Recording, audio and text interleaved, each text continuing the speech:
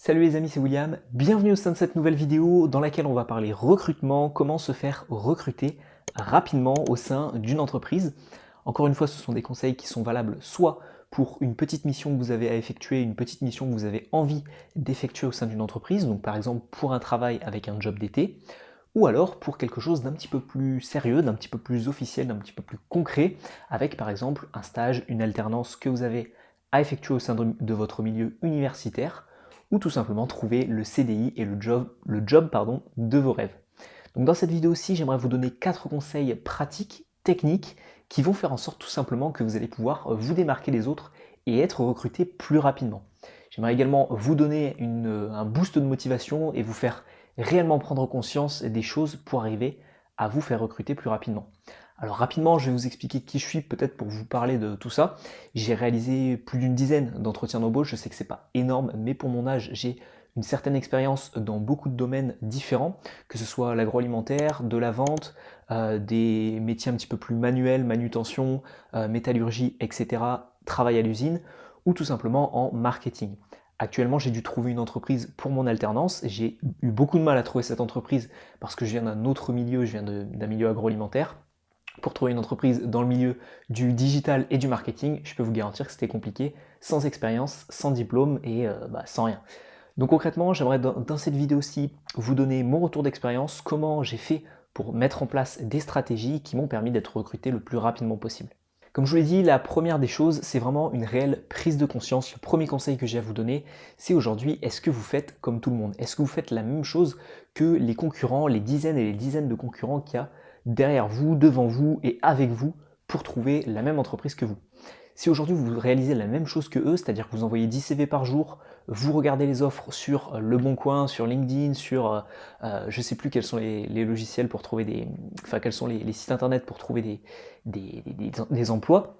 Mais aujourd'hui, si vous envoyez une dizaine de CV, une vingtaine de CV et que vous faites ce que tout le monde fait, eh bien ne vous étonnez pas à avoir les mêmes résultats que la plupart des autres. Donc s'il faut envoyer 100 CV par jour, eh bien envoyez 100 CV par jour. Ne vous limitez pas à ce que peuvent faire d'autres personnes et posez-vous simplement la question de savoir est-ce que une personne qui pourrait être concurrente à moi, combien cette personne-ci pourrait envoyer de CV par jour.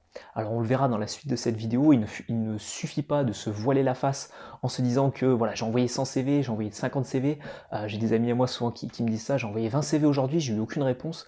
Il faut vraiment être ciblé, être précis, être efficace, être organisé, mais également mettre une grande quantité de chance de son côté en envoyant beaucoup de candidatures. Donc le premier conseil que j'ai à vous donner, c'est démarquez-vous, faites en sorte tout simplement de faire ce que les autres ne font pas pour avoir des résultats différents de ces personnes-là. Les personnes envoient 50 CV, envoyez-en 60. Les personnes envoient uniquement des CV par email, envoyez-en par lettre, envoyez-en, allez rencontrer directement les personnes. Moi, c'est une méthode que j'emploie qui est extrêmement old school, qui est vraiment à l'ancienne. C'est-à-dire que j'aime pas envoyer des CV, envoyer des mails à des personnes qui reçoivent des dizaines et des dizaines de mails par jour. Comprenez bien une chose, c'est que si aujourd'hui vous avez déjà travaillé dans une entreprise, vous savez que vous êtes inondé de mails de l'entreprise, de mails de vos collègues, etc. Donc faites vraiment en sorte tout simplement de vous démarquer et de vous différencier. Les gérants d'entreprise, les recruteurs, les RH n'ont pas du tout le temps de s'occuper d'une candidature spontanée ou d'une candidature réelle que vous souhaitez leur proposer. Donc allez directement voir la personne et différenciez-vous. Afin de vous différencier, vous pouvez, c'est le deuxième conseil de cette vidéo, utiliser le pouvoir des réseaux sociaux. Et les réseaux sociaux, il en existe plusieurs, il y en a qui sont plus professionnels que particuliers, mais justement sur les réseaux particuliers comme Facebook notamment, même si ça commence à devenir un petit peu plus professionnel avec des offres d'emploi, etc., vous pouvez très bien toucher des recruteurs, des personnes, les ajouter, les contacter, leur envoyer un petit message en leur disant voilà, j'ai vu que vous étiez recruteur chez telle entreprise, j'ai vu que vous étiez dirigeant de telle entreprise, j'ai vraiment à cœur de trouver une entreprise dans tel domaine, j'ai un projet à vous proposer, est-ce qu'on pourrait en discuter? Soit par Messenger, soit tout simplement vous proposer directement un rendez-vous à la personne. Donc je vous recommande d'utiliser la puissance des réseaux sociaux. Créez-vous un compte sur LinkedIn, réseau social professionnel numéro 1 dans le monde. Il y a aussi Viadeo qui est spécialisé en France, enfin qui n'est pas spécialisé que en France, mais qui est un réseau social français. qui peut également être intéressant, même si LinkedIn est majoritairement le réseau le plus employé pour tout ce qui est milieu professionnel. Utilisez la puissance également des réseaux sociaux en partageant votre CV, en partageant peut-être des CV vidéo. Il y avait déjà une vidéo sur ma chaîne sur comment faire un CV vidéo. C'est peut-être encore une fois une façon de vous démarquer et une façon de montrer votre valeur ajoutée à une entreprise. Donc utilisez vraiment le pouvoir viral de tout ça pour créer non seulement de la différenciation, mais également créer un phénomène viral qui fera que votre candidature sera vue par beaucoup de personnes. Aujourd'hui, si vous faites un CV vidéo, qu'il est reposté par quelques personnes de votre entourage sur LinkedIn et sur Facebook, eh bien vous pourrez facilement toucher près de 1000 personnes. Je pense que dans votre réseau, vous avez au moins une centaine d'amis. Si vous en avez que 10% qui partagent également, vous savez comment ça fonctionne, ça peut très vite être extrêmement viral et toucher plus de 1000 personnes différentes. Je vois notamment des CV vidéo sur LinkedIn qui ont des dizaines de milliers de vues. Imaginez-vous faire des dizaines de milliers de candidatures et des dizaines de milliers de CV envoyés. Beaucoup trop compliqué, faites juste un CV vidéo et postez-le et utilisez la viralité des réseaux sociaux. Troisième conseil de cette vidéo, c'est d'arriver tout simplement à s'organiser correctement et à être productif et efficace. Il y a des personnes qui vont, lorsqu'elles vont faire une candidature, lorsqu'elles vont vraiment essayer de chercher un emploi, une alternance ou quoi que ce soit d'autre, envoyer encore une fois 10, 15, 20, 30 CV à la journée, mais au final, on se rend compte que le taux de productivité et la rapidité d'exécution des tâches, eh bien tout simplement, elle est extrêmement mauvaise et ils auraient pu faire ça beaucoup plus rapidement en 2, 3 ou 4 heures. Ce que je vous recommande vraiment, c'est de vous fixer des horaires durant votre journée, de vous dire par exemple, moi c'est ce que je fais sur le tournage des vidéos, la rédaction d'articles, etc. C'est une technique pour être plus productif. Vous vous fixez par exemple 2 heures le matin de 8 heures à 10 heures, vous faites que ça et après vous passez à autre chose. Et au moins, ça vous permettra d'être plus productif et d'être mieux organisé. Que ce soit l'organisation sur, par exemple, la géolocalisation des entreprises que vous souhaitez trouver. Donc vous commencez par une ville qui est proche de chez vous, ensuite une autre ville, etc. Et vous faites les différentes villes selon les différents jours de la semaine, par exemple. Ensuite, que ce soit la rapidité à laquelle vous allez peut-être répondre aux mails que vous avez reçus, relancer certains mails, peut-être trouver des adresses mail de recruteurs, etc. Et que ce soit aussi par la personnalisation de vos documents que vous allez envoyer. Que ce soit le CV, la lettre de motivation, la vitesse à laquelle vous allez trouver des informations sur telle ou telle entreprise, ça, il faut absolument que ça aille extrêmement vite. Vous trouvez une entreprise qui recherche une personne, vous tapez le nom de cette entreprise, vous allez sur leur site, page à propos, vous prenez les infos, vous le mettez dans votre lettre de motivation, vous créez votre lettre de motivation avec tout ça et vous envoyez. Il faut vraiment que ça aille extrêmement vite et il faut vraiment que vous soyez organisé. Sinon, à mon avis, vous allez juste être découragé vis-à-vis de l'effort que vous allez créer en beaucoup de temps parce que vous n'allez pas être assez productif et du peu de résultats que vous allez avoir de tous ces efforts fournis et de tout surtout ce temps passé. Et enfin, le quatrième conseil que j'ai à vous donner au sein de cette vidéo, c'est vraiment quelque chose qui est au sein de la communication que vous allez avoir vis-à-vis des entreprises ou vis-à-vis des personnes que vous allez pouvoir contacter.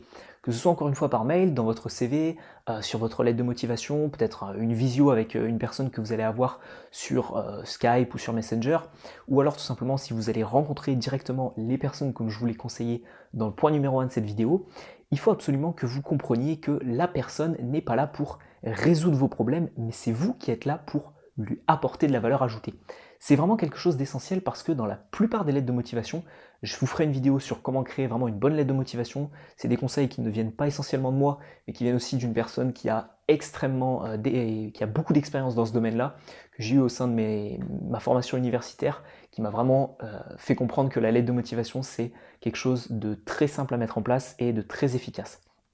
Vous ne devez pas expliquer à la personne votre situation, votre projet et parler essentiellement de vous. Dans la plupart des lettres de motivation, ça commence comment? Actuellement en formation ceci cela, ou alors actuellement diplômé de telle formation, je recherche tel métier. Mais pensez-vous un seul moment que la personne qui est en face de vous en a quelque chose à faire, elle ne vous connaît même pas, vous avez certes un super beau diplôme, vous avez peut-être de super expériences, c'est bien beau, mais concrètement, qu'est-ce que vous allez lui apporter? C'est plus dans cette manière-là qu'il faut raisonner, et ce que j'ai noté, c'est que vous devez parler de ce que l'entreprise veut et de la valeur que vous pouvez ajouter à cette entreprise-là. Je vais vous donner un petit exemple très simple, lorsque j'ai été recruté donc pour mon alternance, eh bien, les personnes recherchaient quelqu'un pour créer un poste sur du marketing digital, pour gérer leur site internet, pour gérer un petit peu la vente sur le magasin et tout simplement pour gérer vraiment toute la structure marketing digital, leur site, leur boutique, etc. Le but c'était vraiment ça, Moi, je suis pas arrivé en disant j'ai envie de faire ça parce que voilà, je suis arrivé en expliquant tout simplement que je pouvais mettre tout ça en place, que j'avais les compétences pour le mettre en place et que donc du coup, bah, j'étais la personne qui devait être au sein de cette structure. Donc vous devez vraiment comprendre que ce ne sont pas vos intérêts que vous devez mettre en avant, mais vraiment la résolution du problème profond que peut avoir une entreprise. Et si justement elle est en train de faire une campagne de recrutement, c'est parce qu'elle a un besoin profond. Donc trouvez ce besoin profond, résolvez ce besoin profond et apportez ça à la personne, au recruteur ou au dirigeant de l'entreprise. Enfin, un petit bonus que j'ai à vous apporter au sein de cette vidéo, n'hésitez pas bien évidemment à relancer vos candidatures, mais à les relancer de manière légèrement différente. Si vous avez eu aucune réponse, faites tout simplement une candidature légèrement différente. Vous avez envoyé un CV, envoyez cette fois-ci un CV vidéo. Vous avez proposé à quelqu'un sur LinkedIn de le rencontrer. Eh bien, si ça n'a pas fonctionné, envoyez peut-être une candidature sur Facebook, par mail, etc., etc. Essayez de changer l'angle pour faire en sorte tout simplement de relancer, mais efficacement. Si la personne n'a pas répondu la première fois, c'est peut-être tout simplement parce que ça ne l'a pas assez choqué, ça n'a peut-être pas assez marqué pour qu'elle puisse y prêter attention. Donc relancez tout ça, ne perdez pas espoir et bien évidemment, si vous appliquez ces conseils, je pense que vous allez rapidement trouver une bonne entreprise. Mais encore une fois, je pense que le conseil le plus efficace, ça reste le conseil numéro 1. Différenciez-vous des autres. Si les autres envoient 50 CV, bah, envoyez-en 100, envoyez-en 200. Je sais que ça peut paraître beaucoup, mais en même temps, si vous souhaitez trouver une entreprise rapidement, soyez organisés et faites le nécessaire. Voilà, nous arrivons donc au terme de cette vidéo. J'espère qu'elle vous aura plu, mais j'espère principalement, au-delà de vous plaire, que vous mettrez tout ça en place. Si vous souhaitez apprendre plus de techniques de communication, je vous mets à votre disposition une formation de 1 heure sur la prise de parole en public. Je vous mettrai une miniature juste ici ou juste ici, ça dépendra encore une fois de là où il y a le plus de place, pour vous apprendre à mieux communiquer, à mieux parler en public si vous avez justement un entretien à réaliser par la suite. Donc dans cette formation-ci, je vous explique comment être plus convaincant, authentique, plus confiant surtout, ce qui peut être le cas de beaucoup de personnes et ce qui est le problème de beaucoup de personnes en entretien. Donc je vous offre tout ça gratuitement dans le premier lien de la description de cette vidéo. Si la vidéo vous a plu, je vous invite à vous abonner pour recevoir les prochaines vidéos sur la communication. C'était William. Ciao ciao.